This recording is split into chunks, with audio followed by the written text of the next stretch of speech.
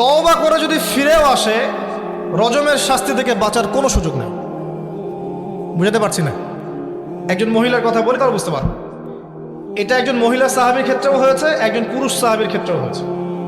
আচ্ছা, পুরুষ সাহাবীর কথা বাদ দিয়ে মহিলা সাহাবীর কথাটা বলি। মহিলা সাহাবী এসেছেন, এসে নবীজিকে বলছেন, ইয়া রাসূলুল্লাহ তাহিরনি, আমাকে পবিত্র করুন, আমি একটা অন্যায় করেছি, আমি বিশাল একটা অন্যায় করেছি। নবী সাল্লাল্লাহু আলাইহি ওয়াসাল্লাম বলছে, কি করেছো তুমি? তখন সে বলছে, আমি জিনা করেছি। নবী সাল্লাল্লাহু আলাইহি ওয়াসাল্লাম বলছেন, বাসায় যাও, বাসায় গিয়ে আল্লাহর কাছে তওবা করো, আল্লাহ পাক মাফ করে দিবেন।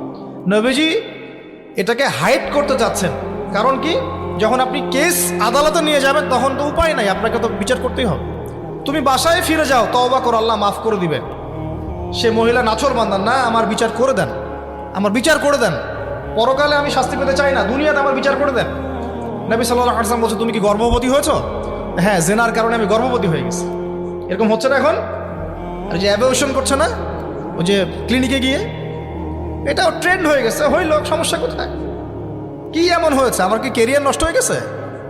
ফ্যামিনিস্ট নোংরামে কোথাকার। তারপরে এই মেয়ে বলছে, হ্যাঁ আমি গর্ভবতী হয়েছি ইয়া রাসূলুল্লাহ।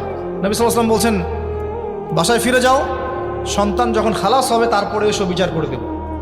9 থেকে 10 মাস সে এই সন্তানকে গর্ভে ধরলো। ধরার পরে সন্তান যখন খালাস হয়ে গেল, সে নবীর কাছে এসে সন্তান কোলে নিয়ে, নবজাতক, ইয়া রাসূলুল্লাহ সাল্লাল্লাহু আলাইহি ওয়াসাল্লাম দরুদ পড়বেন, আমাকে পবিত্র করে দিন, আমার সন্তান হয়ে গেছে এখন। নবী সাল্লাল্লাহু আলাইহি ওয়াসাল্লাম বলছেন, সন্তান কি দুধ খাচ্ছে? হ্যাঁ, দুধ খাচ্ছে।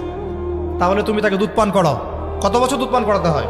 2 বছর। 2 বছর দুধ পান করাও, দুধ পান করা শেষ হবে তারপরে এসে তোমার বিচার করে দিব। এবার 2 বছর দুধ পান করানোর পরে এই মহিলা এসেছে, সন্তানের হাতে একটা রুটি।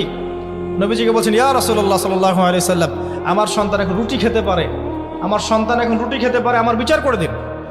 তখন নবী সাল্লাল্লাহু আলাইহি ওয়াসাল্লাম বলছেন, সাহাবীরা, তোমাদের মধ্যে কেউ কি আছো এই সন্তানের দায়িত্ব নিবে? একজন আনসার সাহাবী বলছেন, আমি দায়িত্ব নিব।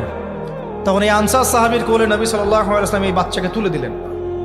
তুলে দেওয়ার পর খালিদ বিন ওয়ালিদ রাদিয়াল্লাহু আনহু অন্যান্য সাহাবীদেরকে বললেন, যাও এই মহিলাকে নিয়ে যাও, কোমর পর্যন্ত গেড়ে দিয়ে রজম করে হত্যা করো।